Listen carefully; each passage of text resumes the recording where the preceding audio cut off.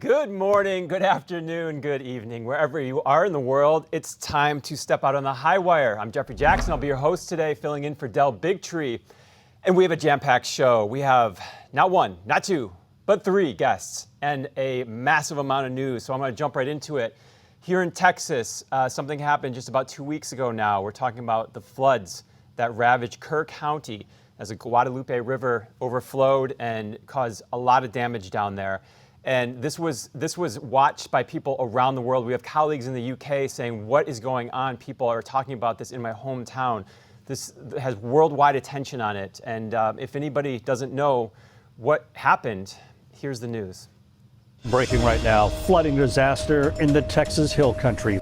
They're saying this is devastating and catastrophic flooding. The flooding happened in the middle of the night in several towns along the river. People in Kerrville said the water didn't just rise, it swallowed everything in sight. In some places, between 12 and 15 inches fell in a matter of a couple of hours as the Guadalupe River rose by 26 feet in 45 minutes.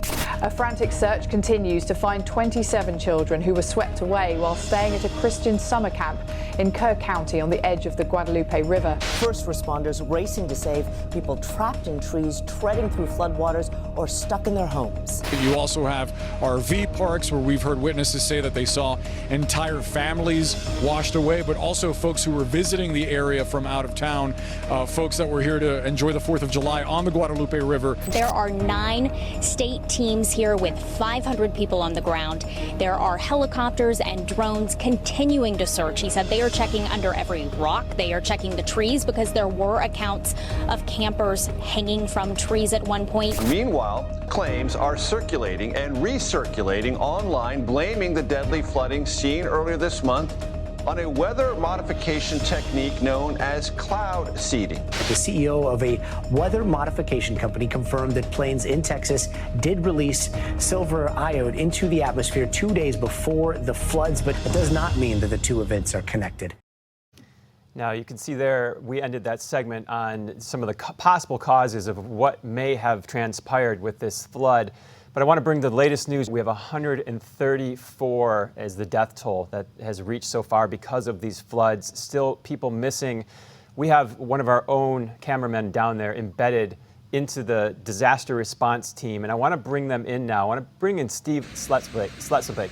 Steve, it's always great to have you on the show, but under these circumstances, it's really unfortunate. And I see you're with some gentlemen there. Why don't you introduce them?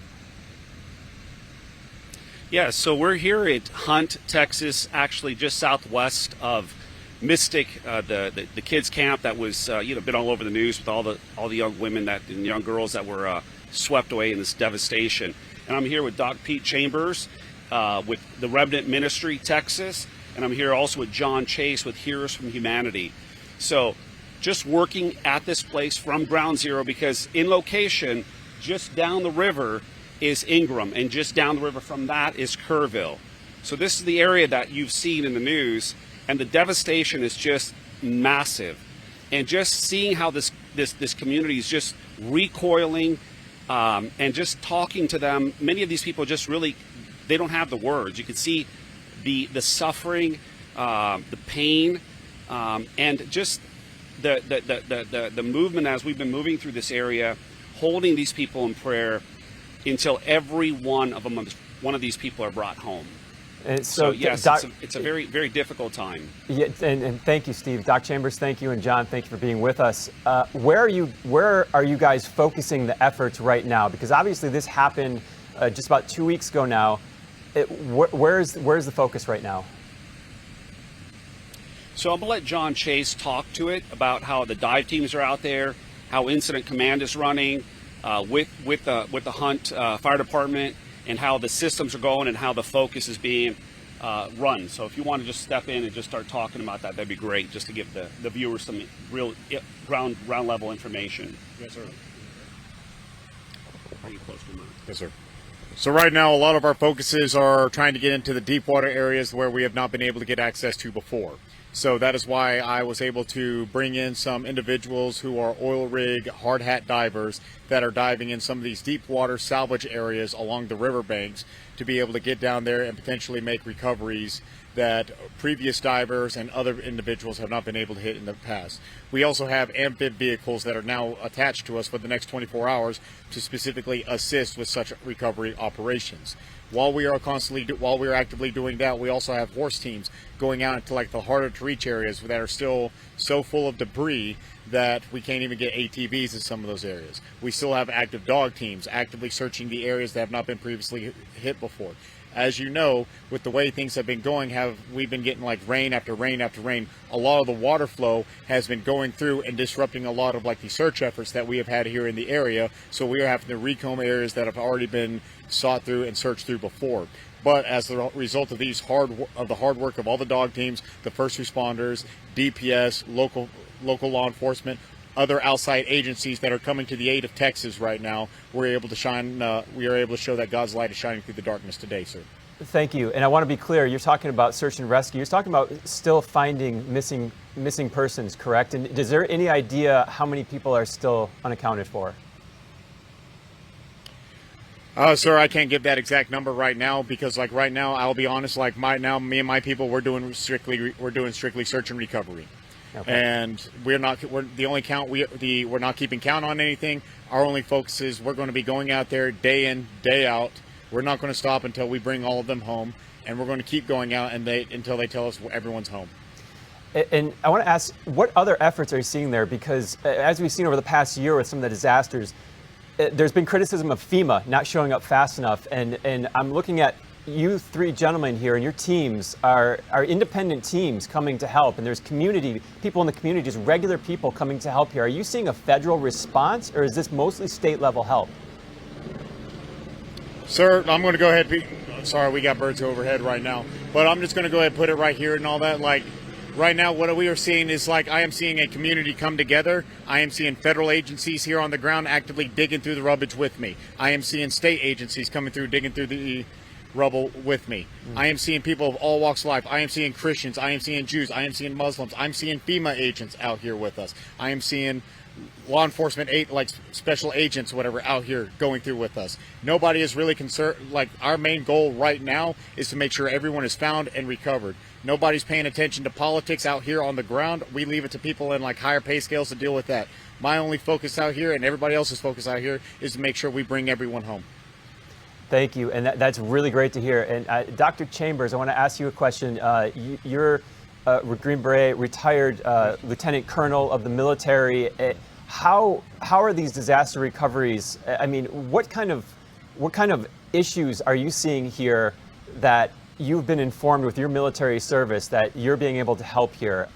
Right. So the main issues right now are the command and control, administrative command and control of the civilians, tying into the government response. The state of Texas response has been robust, but naturally in these kind of events, I lived an hour and a half away. I was here on 2 hours after this happened. So I'm able to come in and establish a foothold and actually go to rescuing people, and then we roll into the recovery efforts. But there's a lot of work to be done. So I immediately established a foothold and a command and control of administratively for multiple organizations. I'm talking to about 300 right now. In the state of Texas, Texans will help Texans. But we got people all the way out here from North Carolina. Both of our teams, Heroes for Humanity and the Remnant A team, were in North Carolina together. We bumped into each other out there, and they were here on day one. Okay, that's amazing to hear. Thank you so much for that, and I think that everyone there are glad you're there. And I want to ask Steve. Steve, what kind of toxic issues do people have to worry about with basically rebuilding at this point? So the flood happened, and now there's search and rescue obviously going on. What kind of issues are you encountering there on the ground when it comes to maybe contamination, toxins, issues with the environment? Yeah, I mean, whenever you have a flood situation, you have all types of, carbons that are actually being like fuels and chemicals that are being spilled into these waterways. So one of the best things to do is just stay out of the water. the bacteria levels, just everything that's in it. So a lot of these properties that are still standing are fully contaminated. Obviously, the remediation has to be done. A lot of properties that were washed completely off the floor, you're not going to be able to rebuild them. Some of the flood maps, flood zones, they won't allow that, or more or less getting insurance for it. But a lot of the issues that even Doc P. Chambers was talking about is you can have an entire group showing up, citizens, NGOs, private groups, and all of us coming together, working side by side with public and private type groups. But the biggest fail that continues to consistently happen is control and flow of information. Yeah. So the sharing of information on one platform, there's no reason with the technology that we have that open portal should not be properly set up, the teams and NGOs and all the people that are showing up properly vetted, and then put into specific areas to work. Because what happens is many times redundancies happen. One group will go in, sweep an area, someone's not communicating, another group goes in, sweeps that same area when it was already swept. So those areas need to be properly cleared and then moved down so that resources are properly being used and efficiently and effectively. Yeah. The nice thing that I'm seeing also is like the drone community coming out with thermal drones and following and running stuff. So some people say, well, why use thermal drones when the bodies are cold and they're underwater? What you don't understand is that those drones are tracking, I'm going to say it, the hogs going to the bodies, and you're using the hogs to track them and be able to do that. You're looking for vultures in the sky. It is what it is, right? So you're paying attention to all your surroundings, just people in the community need to be prepared for all types of scenarios, both having a go bag in their home and in their vehicle. And we could talk about as far as what things people can do if they're in a flooded vehicle or if they're in a flooded home, just simple things that they need to pay attention and actually have a proper plan for both family, their vehicle. Most times people are with their vehicle. I want to go back. I want to go back to that too in a second. And I'm seeing behind you the carnage there. You have major uprooted trees. Give people a sense of what the conditions are there, what the scene's like. When you see the violent force, like they say, you can run from wind. Or you can shelter from wind, but you can't run from water, right? And so when you see some of these structures, like there's one structure right behind us here that's probably about 30 feet up off the river, and it's completely decimated, completely wiped out. When you look in the trees and behind us, you could see about 30 feet up an entire debris pile up in the trees right behind you if you look back there. And there's sections of it where it's like 20 feet up, just debris stuck between the trees. And when you see that type of force, and even that, like the I-beam wrapped around the top of the tree at like 25 feet up, and you see what that can do, you're not going to survive it. I mean, on the Swiftwater stuff, when we're going down river and we're taught our backs towards, and we're looking at whatever debris is coming from us to dodge it, right? But yeah, surviving this, and just like that one girl that 20 miles down the river. She started right over here. Yeah, she started right over here in Hunt, and she ended up going to Comfort, Texas, which is about 20-something miles on a mattress. Oh, and some of this stuff, you'll see frames from trailers wrapped around trees like bows. I mean, you can't stop the force of this water. Yeah, and you see RVs and cars. Right here, we're standing in an area that crested at 32 feet. And down in Sad Sabah, it was 40 feet at 0700 the next morning. Yeah. And when you're walking through here, it's really sobering because you see the kids' shoes, the kids' clothes, right, wrapped around debris, little stuffed animals. It's surreal. How's the morale there amongst the people and then even the disaster response? Yeah, I mean, when we're sitting at the table, even with the one gentleman, a lot of this stuff goes back to, it's a spiritual healing, right? It's prayer. It's really kind of holding them in a space of comfort, of just, that's the biggest part of it, I think, is the spiritual aspect of it. And many of them will start to open up. But if you're looking for an interview, it's not happening. They'll immediately shut down. Yeah. And it's not the place. You just got to hold them in that space of prayer, of comfort, of healing. I'd like to ask Doc Chambers that question too. What's the spiritual response question down there? What was the spiritual response down here? Right, the spiritual response. Texas is in the Bible Belt, but it's not about that. This is about our Lord and Savior Jesus Christ, and the identity that you walk in His image. And so we try to present that to folks as we meet them. It doesn't matter what faith they are. This is This is to love others as you want to be loved yourself. Love your God first, and love others as you want to be loved. So right now, it's just the compassion and understanding that's required. You know, that stuff will come, and there'll be time for healing. There's a time and purpose for everything under heaven, and so I believe that firmly. And when you see somebody at the river bank, I met a EOC worker from Houston that drove here because his sister and his brother-in-law were in a truck that were at the spot that I was at that first morning. We found the truck. We didn't find the bodies. We found them the next day. So this is tough stuff, but we prayed with that gentleman. We're still in contact. We have a vigil coming for some folks this evening, and that's what we do. We just heal. Texans heal with Texans. John, could I get your response to that too? This is a beautiful message. I'd like you all to have an opportunity to speak to that. In terms of the spiritual response, sir, you have a lot of proud people down here. You have a lot of proud Americans. You have a lot of proud Texans. Everybody sees like the aid being handed out, and some people are turning away water and other goods because they feel like there's somebody else that is in greater need than they are. But nobody is going to turn down pro. Yeah. Everybody, like just by going out there, like my organization, Heroes for Humanity, we operate on 3 pillars: humanitarian aid, counter child trafficking, and evangelism. Whenever we're out here, we're asking is like, what is the one thing we can do for them? They will usually say they are fine. Then we ask, hey, can we pray with you? And just by going through and being able to do that, we're able to like uplift spirits out here. And then we are hearing like how thankful that they are that there is people like me, people like the first responders, people like the federal responders that are out here, law enforcement personnel, and everybody else out here, and other Christian volunteers, volunteers from other religions that are all out here. Just knowing that there is somebody out there willing to pray with them, be with them, and just show support for them really like helps keeps the hope alive, whatever, in the Hill Country. Thank you. And Steve, you are heading Strategic Response Partners. I want to ask you, I'm going to pop up a graph here really quick just to speak to that flood you're talking about. This is from the New York Times, just showing the flood, the Guadalupe River. And at 1 a.m. on July 4th, it was about 7.7 feet. And these were the gauge meters in that river.